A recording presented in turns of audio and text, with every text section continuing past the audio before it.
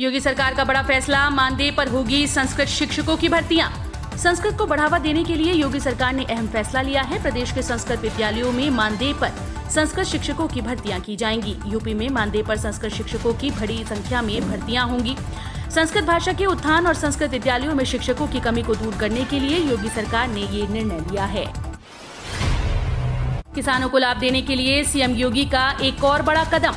गेहूं खरीद में अविश्वसनीय बदलाव लाने के लिए राज्य सरकार ने प्रदेश में धान खरीद की बड़ी तैयारी शुरू कर दी। सरकार प्रत्येक किसान को उसके धान के एक एक दाने का मूल्य दिलाने के लिए नई धान खरीद नीति बनाने जा रही है। इसके लिए मुख्यमंत्री योगी आदित्यनाथ ने शुक्रवार को अधिकारियों को जरूरी दिशा निर्देश दिए। सितंबर से शुरू होने वाली धान खरीद के लिए पारदर्शी व्यवस्था बनाने पर भी सरकार का जोर है। सीएम योगी ने 6,696 सहायक अध्यापकों को बांटे नियुक्ति पत्र। उत्तर प्रदेश के मुख्यमंत्री योगी आदित्यनाथ ने शुक्रवार को 6,696 सहायक अध्यापकों को नियुक्ति पत्र वितरित किए। इस मौके पर सीएम योगी ने कहा कि पूरे विभाग में ट्रांसफर, पोस्टिंग और इसके माध्यम से तमाम प्रकार की गतिविधियां संचालित होने लग गई थी, जो शिक्षा के लिए सबसे बड़ा कलंक था। उन्होंने कहा कि पूरे प्रदेश में 1,35,000 से अधिक बेसिक शिक्षा परिषद के विद्यालय थे, लेकिन उन विद्यालयों की स्थिति खराब थी। पुलिस समेत सभी विभागों में खेल कोटा बहाल करने का सीएम योगी का आदेश। जल्द होंगी नियुक्तियां। यूपी के खिलाड़ियों और एथलीट्स के लिए अच्छी खबर है। अब खिलाड़ी अपनी प्रतिभा का प्रदर्शन सरकारी नौकरियों में रहते हुए कर सकेंगे और देश को अपनी दोहरी सेवाएं दे सकेंगे। इस संबंध में प्रदेश के मुख्यमंत्री योगी आदित्यनाथ ने पुलिस विभाग सहित प्रदेश के सभी विभागों में खेल कोटा बहाल करने के आदेश दिए हैं। रेलवे में बिना परीक्षा मिलेगी नौकरी। 7वें वेतन आयोग के तहत 2 लाख तक वेतन। रेलवे विभाग में युवाओं के लिए नौकरी पाने का सुनहरा मौका है। नर्दन रेलवे ने कई पदों पर भर्ती के लिए आवेदन आमंत्रित किए हैं। इस भर्ती प्रक्रिया के तहत चयन के लिए कोई लिखित परीक्षा नहीं ली जाएगी, बल्कि सीधे इंटरव्यू के जरिए चयन किया जाएगा। नार्दन रेलवे भर्ती के लिए जारी आधिकारिक नोटिफिकेशन के मुताबिक 27 और 28 जुलाई 2021 को वॉक इन इंटरव्यू होंगे। यूपी की 80,000 छात्राओं को जल्द मिलेगा 1,100 रुपए का स्टाइपेंड। अभिभावकों के खाते में जाएगा पैसा। प्रदेश के कस्तूरबा गांधी आवासीय विद्यालयों के 80,000 छात्राओं को 1,100 रुपए स्टाइपेंड जल्द मिलेगा। इस वर्ष ये पैसा डायरेक्ट बेनिफिट ट्रांसफर यानी डीबीटी के माध्यम से भेजा जाएगा। इस संबंध में महानिदेशक स्कूल शिक्षा विजय किरण आनंद ने आदेश जारी कर दिए हैं। गोरखपुर को सीएम योगी देंगे करोड़ों की सौगात। आज रखेंगे सैनिक स्कूल की आधारशिला। उत्तर प्रदेश के मुख्यमंत्री योगी आदित्यनाथ अपने शहर गोरखपुर में सैनिक स्कूल खोलने जा रहे हैं। गोरखपुर खाद कारखाना परिसर में आज दोपहर 3 बजे इसका शिलान्यास करेंगे। 50 एकड़ एरिया में प्रस्तावित सैनिक स्कूल की बिल्डिंग के निर्माण में 154 करोड़ खर्च होंगे। बता दें कि पूर्वांचल के नौजवान बड़ी संख्या में सेना और अर्धसैनिक बलों में भर्ती होकर पूरी शिद्दत और बहादुरी से देश की सुरक्षा में लगे हैं। महिला सेना भर्ती रैली के सफल अभ्यर्थियों की 25 जुलाई को होने वाली परीक्षा रद्द। उत्तर प्रदेश और उत्तराखंड में भर्ती रैली के सोल्जर जनरल ड्यूटी भर्ती रैली के सफल अभ्यर्थियों के लिए 25 जुलाई को एएमसी सेंटर और कॉलेज लखनऊ में होने वाली सामान्य प्रवेश परीक्षा को रद्द कर दिया गया है। सेना सूत्रों ने आज यहां इस बात की जानकारी दी। उत्तर प्रदेश और उत्तराखंड के सभी जिलों के लिए एएमसी सेंटर और कॉलेज में 18 जनवरी से 20 जनवरी तक सोल्जर जनरल ड्यूटी के लिए भर्ती रैली आयोजित की गई थी। योगी सरकार ने किया बड़ी शिक्षक भर्ती का ऐलान। ये होगा चयन का तरीका। उत्तर प्रदेश में संस्कृत भाषा के उत्थान के लिए योगी सरकार ने बड़ी शिक्षक भर्ती का ऐलान किया। राज्य सरकार ने संस्कृत विद्यालयों में शिक्षकों की कमी को दूर करने के लिए बड़ी संख्या में संस्कृत शिक्षकों की भर्ती की घोषणा की है। प्रदेश में संस्कृत विद्यालयों में अभिभाषा के शिक्षकों के कई पद खाली पड़े हैं। इन पदों पर जल्द भर्ती की जाएगी, जिससे संस्कृत भाषा की पढ़ाई को बढ़ावा दिया जा सके। योगी कैबिनेट में विस्तार की अटकलें फिर तेज। पीएम और गृह मंत्री से मिले प्रदेश बीजेपी प्रमुख। उत्तर प्रदेश में योगी मंत्रिपरिषद में विस्तार की सुगबुगाहट फिर से तेज हो गई। भारतीय जनता पार्टी की उत्तर प्रदेश इकाई के अध्यक्ष स्वतंत्र देव सिंह ने दिल्ली में पार्टी नेतृत्व से मुलाकात की। संसद भवन में पार्टी के वरिष्ठ नेताओं से उनकी मुलाकात हुई। सूत्रों के अनुसार स्वतंत्र देव सिंह की केंद्रीय गृह मंत्री अमित शाह व पीएम नरेंद्र मोदी से मुलाकात हुई। जानकारी के अनुसार यूपी में पीएम व गृह मंत्री के दौरे को लेकर चर्चा हुई। सीएम योगी से मिला कोरियाई कंपनीज का प्रतिनिधिमंडल। मुलाकात के बाद यूपी सरकार को लेकर कही बड़ी बात। मुख्यमंत्री को कोरियाई प्रतिनिधिमंडल ने बताया कि एनवायरमेंट, एनओसी और इलेक्ट्रिसिटी सप्लाई में बाधा है। प्रतिदिन करीब 2 घंटे बिजली आपूर्ति नहीं होती। कुछ कंपनीज तक अभी सड़क भी नहीं बनी है। कंपनीज को मिलने वाले इंसेंटिव में भी देरी हो रही है।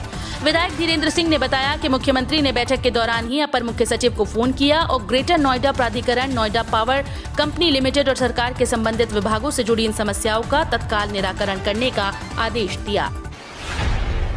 अखिलेश यादव के आदेश पर बसपा और कांग्रेस के कई नेता समाजवादी पार्टी में शामिल। समाजवादी पार्टी के राष्ट्रीय अध्यक्ष अखिलेश यादव की अनुमति से प्रदेश अध्यक्ष नरेश उत्तम पटेल ने बहुजन समाज पार्टी कांग्रेस छोड़कर आए और निर्दलीय नेताओं को समाजवादी पार्टी में शामिल कर लिया। इन नेताओं में आजमगढ़ के अनिल कुमार वर्मा एडवोकेट और चंदौली के साहिब सिंह मौर्य हैं, जबकि फतेहपुर के पूर्व प्रत्याशी कांग्रेस राजेंद्र सिंह लोधी ने सपा की सदस्यता ली है। केंद्र सरकार संसद के चालू सत्र में ही कृषि कानूनों को रद्द करे।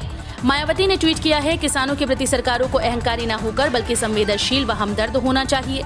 किंतु दुख ये है कि 3 कृषि कानूनों को रद्द करने को लेकर काफी लंबे समय से किसान आंदोलित हैं। अब ये जंतर मंतर पर किसान संसद लगाए हैं। केंद्र चालू सत्र में ही इनको रद्द करे, बीएसपी की यही मांग है। बसपा का मिशन 2022, अयोध्या से योगी सरकार पर बरसे सतीश मिश्रा, बोले ब्राह्मणों के एनकाउंटर का बदला लेने का वक्त आ गया।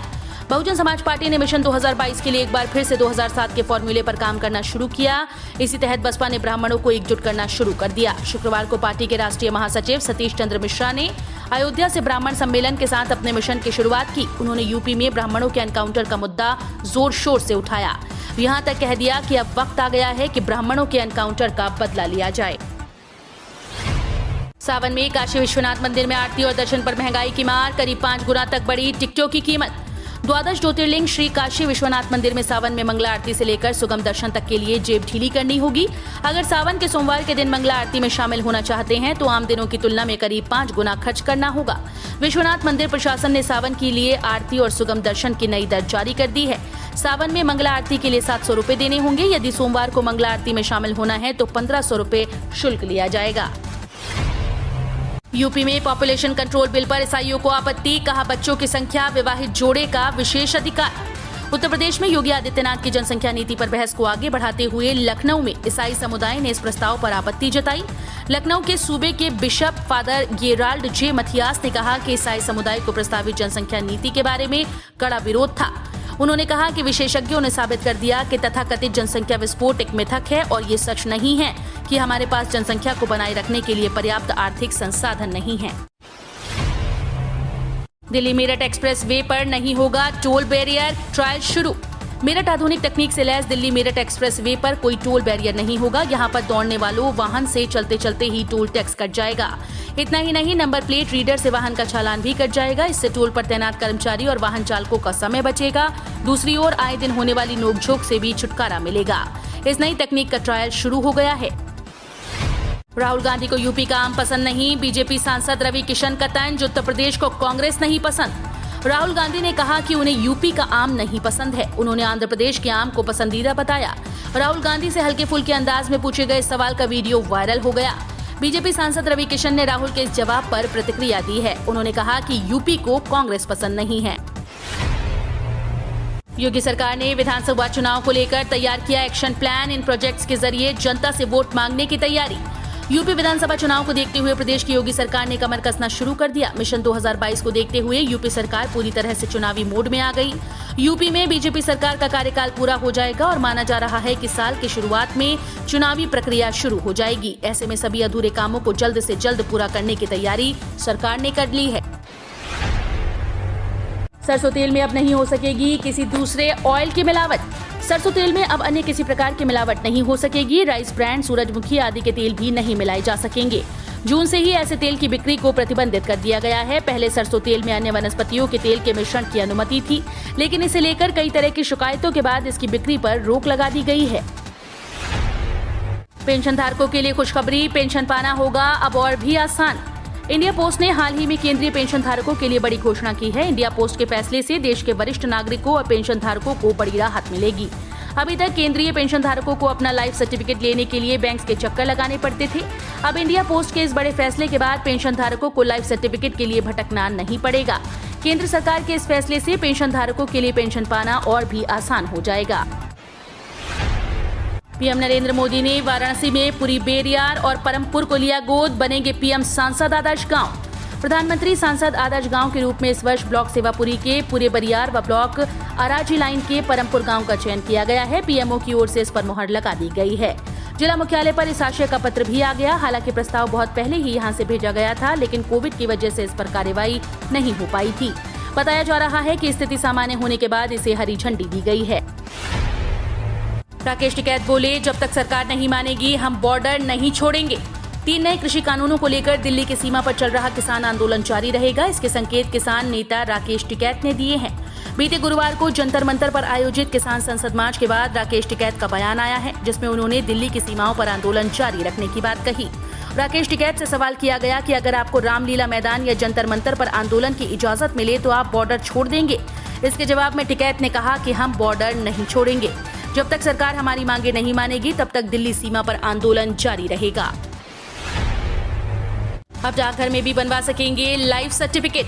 पेंशन धारकों को अब लाइफ सर्टिफिकेट पाने के लिए अपने एम्प्लॉयर संस्थान में जाने की आवश्यकता नहीं। अब वे अपने नजदीकी पोस्ट ऑफिस में जाकर भी ये काम करा सकते हैं। इंडिया पोस्ट ने हाल ही में अपने आधिकारिक ट्विटर हैंडल से ये जानकारी साझा की। इसमें ये जानकारी साझा की गई है, वरिष्ठ नागरिक अब सरलता से नजदीकी डाकघर के CSC काउंटर पर जीवन प्रमाण पत्र सेवाओं का लाभ उठा सकते हैं।